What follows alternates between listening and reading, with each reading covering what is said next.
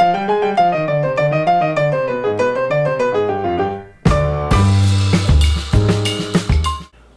guys, this is Michelle from Little Mama's House, and today I am going to show you how to create a fall door hanger for your home using a craft pumpkin that I purchased at Michael's. It's a half craft pumpkin, so it will lay flat on the door once it's all finished. And I'm just going to show you quickly my supplies, and I do apologize, I don't have somebody here filming for me today, so I'm going to do my best to make sure that you can see me actually making it and see how to do it. But quickly while we're zoomed out, I'm just going to briefly show you what I have that I'm going to use. I'm going to use this half pumpkin. It's foam and it's thin. Okay, I am going to use 2 rolls of craft ribbon, and this can be of any type of your choice. I have a variety of what I just call fall flower picks in all different fall colors. You can make it yours however you want. You don't have to use fall colors. You can use any type of flowers. I have a pair of heavy-duty floral pliers. I have a pair of regular craft scissors. I have some regular all-purpose craft glue. And I have a tiny, it's actually a corn-on-the-cob spear. I'm going to use this to pierce holes in the outside edge of the pumpkin so that I can feed the flower picks through. You can use a Dremel. I do have a Dremel. I didn't prepare and it's not charged. A Dremel works, but this is something that even if you don't have a Dremel, a lot of people have a corn-on-the-cob fork lying around, or some other object that's sort of sharp like this and makes a very small hole. It just has to be enough so that you can push it through, and as you can see, it comes out here on the inside of the pumpkin to make holes so that your flowers will go through. So what I'm going to do is go ahead and refocus the camera here on my workspace so that you can have a close-up shot of my hands while I make the pumpkin, and I'll talk you through the steps that I'm doing as I go. Okay, so here we are zoomed in on my craft station, and I've gone ahead and I've just poked, using my fork, I've poked 2 little holes right here in the edge of my pumpkin. And what I'm going to start doing is I'm just going to pick a pick at random, and we'll start with this one. I'm going to bend back a piece, and I'm just going to snip it off here with my pliers. Now I'm not going to make the stem very long here, because when I poke my flower through my pumpkin, you're going to see the stems are all going to sort of stick out into this middle back area, and I don't want them to be too long and interfere with how it hangs on the door. So that looks pretty good right there. I could even use stand to make him a little bit shorter. So I'm just going to clip it off. And then I'm going to take a dab of my glue. I'm going to pop the tip in the hole and just give it a little squeeze. I don't want a lot to come out and make a big mess. Just enough so that it holds it in there. And then I'm going to stick my flower back in. And once you know they're really nice and dry in there, I can go ahead and play with the flowers and arrange it. So what I'm going to do, I'm going to go ahead, I'm going to poke a hole, I'm going to put a pick, and I'm going to try to make a half so that it's going to come around the top almost like a crown. So I'm going to go ahead and I'm going to do that. I'm not going to do much talking as I work, and I'll just let you watch how I do it, because that's, in my opinion, the best way to learn how to do it yourself. So here I go.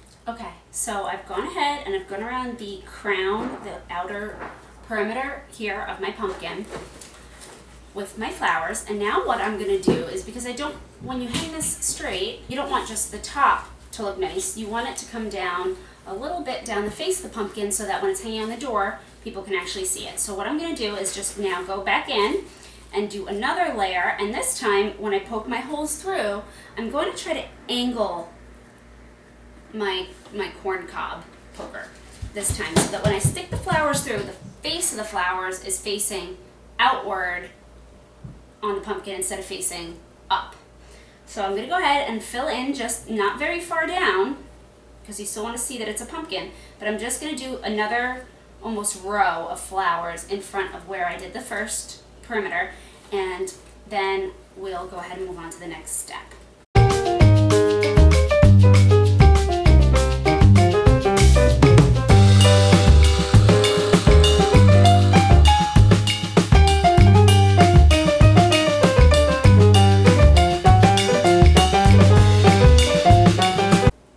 And this is a little tip. When you're working with silk or plastic flowers, sometimes while you're working, a flower will fall off one of the little plastic stems it's on. Don't throw those away, because when you finish cutting everything off the stem, you're going to be left with this ugly green plastic stick with little stems on it. All you need to do to use those flowers that fall off is snip off one of these sticks, pop it back onto the back of the flower with a little bit of glue, and now this is completely usable. So instead of wasting it, if they fall off, just keep them, because you can still absolutely use them in your floral crafts. And you want to think about your colors as you go. You don't want all the reds on one part of the wreath and all the yellows on the other. So just try to do it as you feel it looks best. And you just want to check too as you're going, make sure there's no big holes, no big spots where there's no flowers, because you're going to say, oh, well, that won't really show, but when it's been up on the door and it's been sitting there for a little while, spots that you may have missed are certainly going to end up being visible. So you just want to take your time. It takes a while to get the hang of manipulating the flowers, but as you can see, once you've been doing it a while, you can pretty much complete this project in probably about 15 to 20 minutes. All said and done.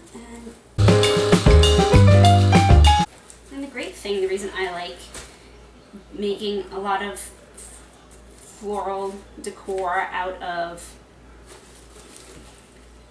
fake flowers instead of using live flowers, is that I can use this year after year. I can keep it when fall is over. I will put it in my storage. I'll lay it carefully in there. I'll keep it dry. I'll keep it tucked away until next fall, and then I pull it out. I fluff up any flowers that have sort of gotten smushed, because you know they come back when you fluff them, and I'll use it again next year.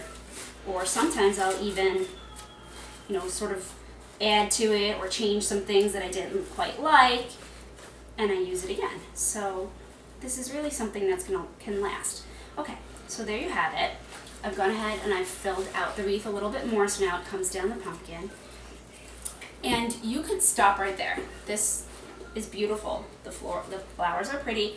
It would look great on your door, but I always like to say more is more. And so I am going to add to it.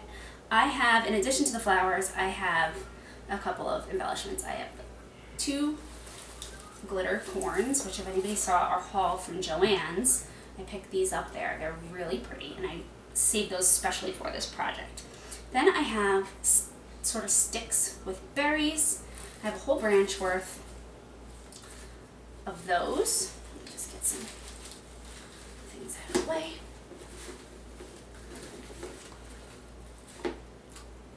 And I have, here's my berries, and I have pine cones with red berries, and I like to put sort of these embellishments, these little extras, coming out from the top of the wreath to sort of give it an extra dimension. So bear with me 1 second. I am going to zoom out a little bit so that you can see the whole thing while I'm working, and I'll show you how I add these little extra accents to it. Okay, sorry for the stomach shot, but here we go. What I'm going to do now is that I'm going to try to get as close to the perimeter of my pumpkin as I can, and using my same little corn tool, I'm going to go ahead and poke some holes. We sort of want these to be behind the final layer of flowers so that it looks like it's coming up from within. If that makes sense. So I'm going to poke some holes, and I am going to start, I sort of want my corns coming up from the middle. That sounds awful. So I want the pieces of corn to come up from the middle. So I'm going to start here on the edge with some berries. And what I like to try to do when I'm doing this part is first I will use all of the berries before I switch to a different accent, just to make sure that the berries go all around. I don't want to start berries on this side and then get all the way over here and realize I've run out of berries. So I try to work very evenly during this part of the craft. And I'll just let you watch as I go.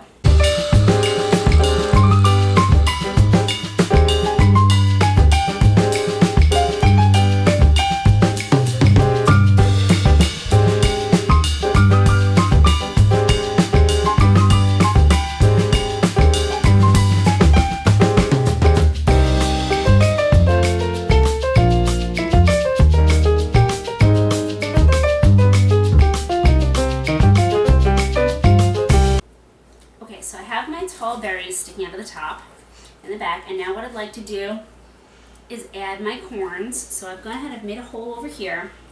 These are going to be probably the hardest thing to push through. So what you want to do is, if you have a hole there already, you really want to stick that in there and try to enlarge it, because unlike the smaller flower picks, these tend to come on a great big stick. You'll see, I'm going to have trouble cutting this, but you'll see it's on a big stick. So what I'm going to try to do is clip this shorter.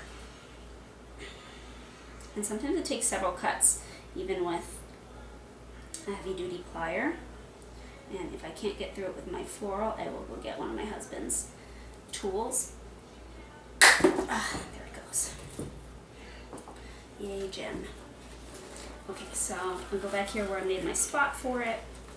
This is heavy. You definitely want to put a dab of glue in there. Okay, and now I'm just going to sort of using some force, push that corn cob in there. All right, so now I want the one on the other side sort of coming out in an equal spot to where that one was. So I've already made a hole here. I'm going to again force, starting to cut, almost. There it goes. And I've already glued this spot. I'm going to force him on the root and sort of angle it. The same way I had the other one angled.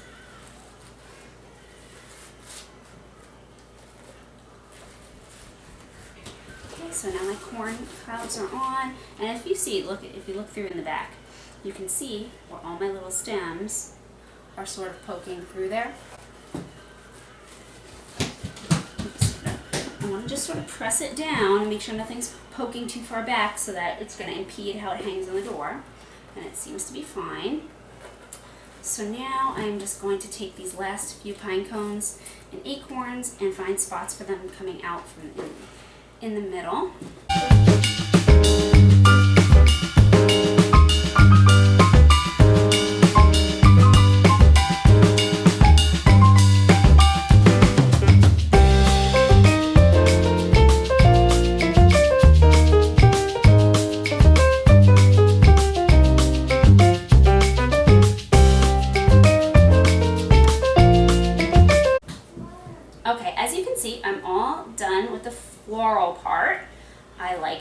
it looks nice and full. There's no spots that there's no spots that need to get filled out. It's even, and I have my corns coming out where I want them to. So now the only thing I'm going to add to this, and that's something that I add to every single wreath that I make, is a ribbon bow. So again, I'm going to zoom in, I'm going to move this out of the way for now, and I'm going to show you my method for making a beautiful bow. What I've done is I've opened up my ribbon here, and I've gone ahead, I have a piece of the floral wire, just from one of the leftover stalks I had. I'm going to clear up a little bit of the space here. Now this ribbon, and I don't know if any of you have seen any of my previous crafting videos over on Linda's channel, so I'm just going to repeat this from scratch. This ribbon has what's called a wired edge. So for making this type of bow, this is specifically the ribbon that you need. If it does not have the wired edge, it's not going to come out anywhere near as nice. The other thing about this ribbon that you want to make sure that you pay attention to is the particular one I picked has sparkles on one side. The other side, the reverse, is flat. As you can see, the pattern isn't sparkled on this side, so it's not as pretty. So as you work, you want to make sure that the right side, the side with the color, is facing out. So what I do is I unroll the whole ribbon from the spool, and then I start with the good side down. I'm going to leave a significant bit of a tail for my bow, and I'm going to go ahead and I'm going to start making loops. And as I come back across my hand, I'm going to twist the ribbon here and sort of catch it with my thumb. Now the loop is going to be what determines the size of the bow. So the bigger bow you want, the bigger you draw out this loop. My wreath is not very big, so I don't want my bow to be super wide. So I'm going to draw a small loop, I flip in my hand, I come back to the other side, and I make the loop on this side. And you want the loops to be approximately the same size.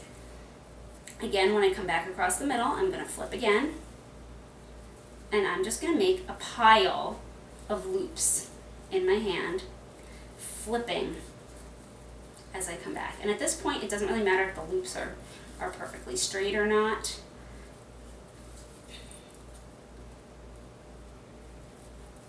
You're going to fluff and arrange the bow once it's made.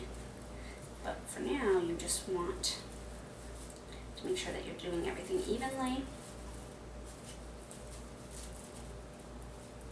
This glitter is a mess.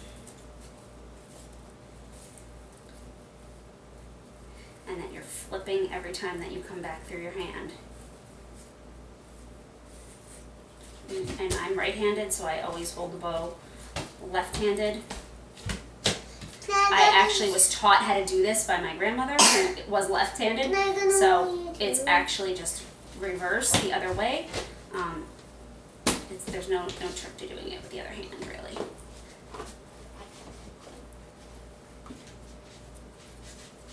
Okay, I am just going to do a couple of more loops. Some people count, I don't even count.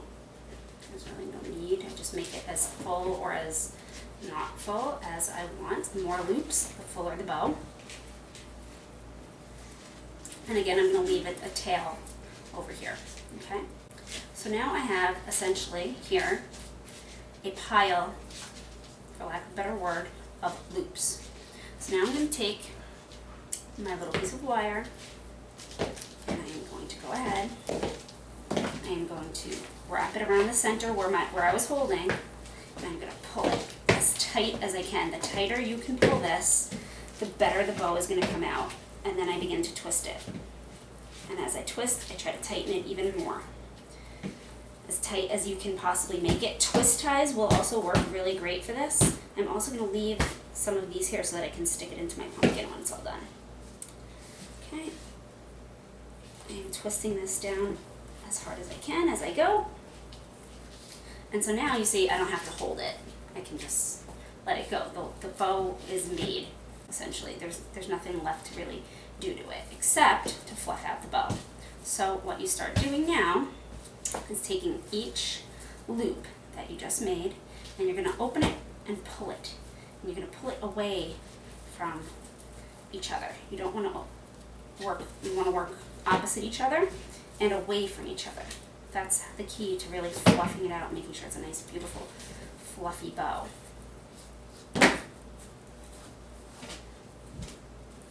And because we were careful and we flipped our ribbon every time we came through, you'll see the glitter side is up.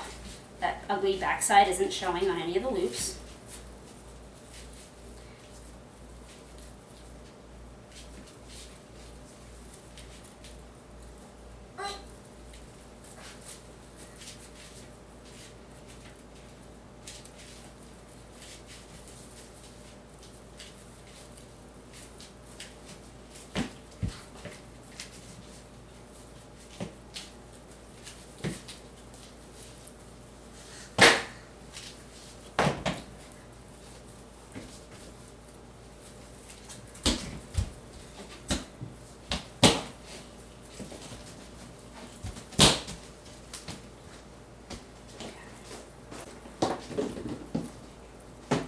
So now my bow is all opened up. You can see it's a nice, I hope you can see, it's a nice, pretty, fluffy bow. I use a sheer ribbon. If you don't use a sheer ribbon, it would come out a little more filled out. So what you can do at this point is you can stop here and just have a nice sheer bow, which I'm going to do. I like the sheer bow. But what also looks very nice is to layer the bow. So you can make one this size, and then what you do is come through with a coordinating ribbon. And you do exactly the same procedure, but make it the loops narrower, smaller. And you end up with a smaller bow, and then you take the wire and you can attach one bow to the other so that you have one bow sitting on top of another bow. I don't want to do that on this one because the wreath is rather small. I like just my one bow. So what I'm going to do is go ahead and just snip off my edges of my tail. And I don't like to do a fork edge, as I call it. You could do a fork edge if you want, or the V notch. I just like to cut it off at an angle so that my ribbon doesn't open. And now I'm going to go ahead and bring back over my door hanger. And I want my bow to be off to the side over here. So what I'm going to do is the same thing I did before. I am going to put a hole here on the side.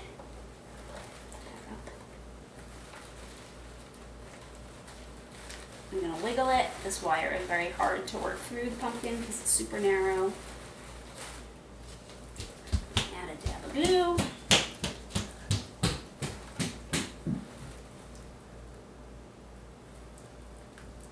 Okay, I'm going to add I added the dab of glue, and now I'm just going to twist these wires as much as I can together. And I'm going to feed it through the little hole I made.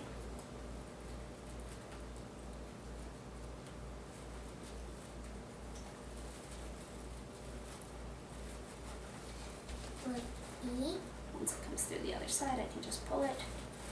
Hopefully. Yes. And I'm going to pull it down taut to the wreath.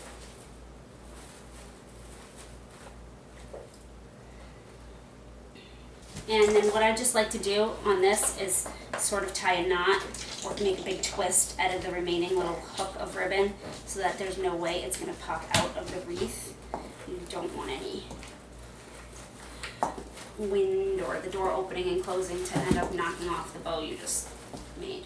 So you're going to go back, you're going to refluff the bow. My hands are now covered in glue. And what I'm going to do is I'm going to get this bow fluffed up and get the wreath hanging up on my door, and I'll show you what it looks like. Okay, so I've gone ahead and I have hung my wreath up on the door. I just used the regular black wrought iron wreath hanger that I already have. And there it is, hanging on the door, and it looks beautiful. And I'll try to zoom in so you can see the bow. And that is it. So I hope you guys enjoy. It's very easy to do, so go ahead and try it at home. Thanks for watching.